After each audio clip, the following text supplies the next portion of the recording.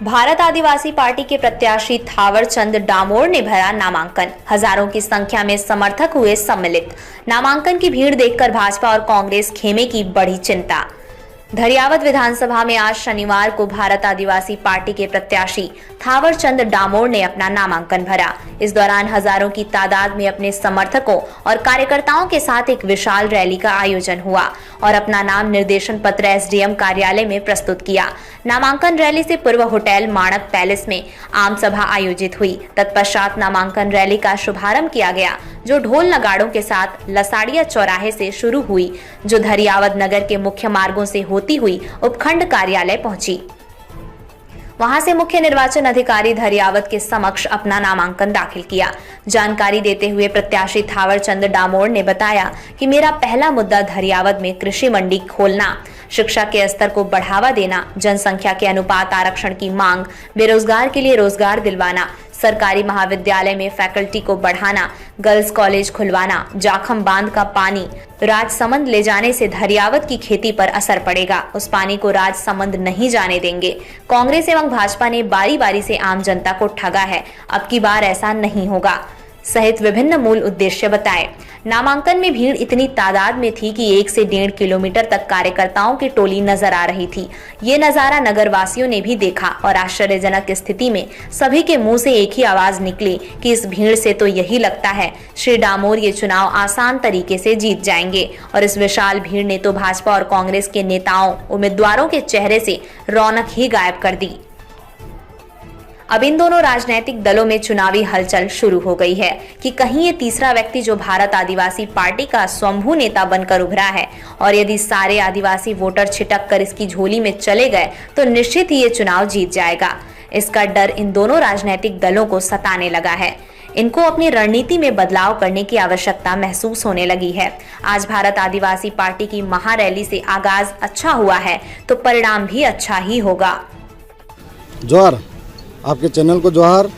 आज आदिवासी परिवार के ST SC OBC माइनॉरिटी और सभी वर्ग के लोग शामिल हुए हमारे नामांकन के अंदर, और सभी जिम्मेदार साथी आज हमारे साथ में हैं।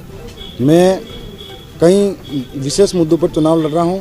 वैसे हमारा सबसे प्रमुख मुद्दा है इस एरिया के अंदर जो बेरोजगार साथी पढ़ाई कर रहे हैं उनके लिए न्यूनतम अंक कर रखा है, जो 40% है, 36% तक है।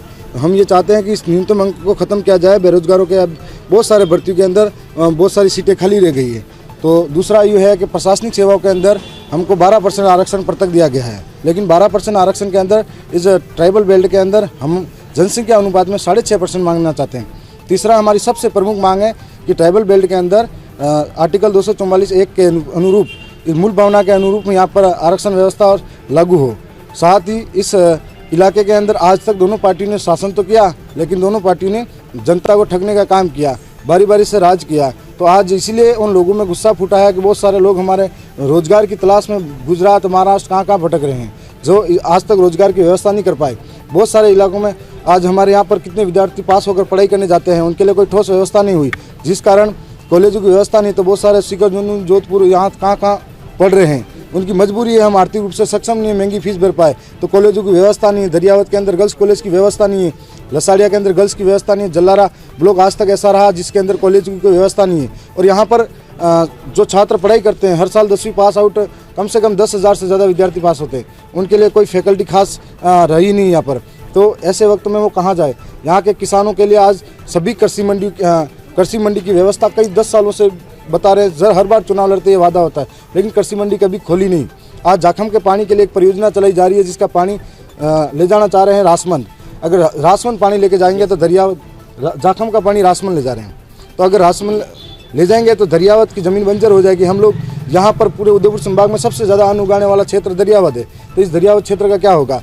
तो चाहे हर हाल में कुछ भी हो जाए, हम जीतते हैं तो जाखम का पानी कहीं नहीं ले जाने देंगे, और जीतते ही सबसे पहले कृषि मंडी खोलेंगे। और हमारे जो मूल उद्देश्य है TSP पर कब्जा, अगर 7-8 विधायक हमारे निकलते हैं तो TSP पर हमारा कब्जा होगा। और उसके बाद में ये जो आरक्षण व्यवस्था है, इसमें गड़बड़ियाँ हैं, उनको सुधार के लिए हम ठोस कदम से आवाज़ उठाएंगे।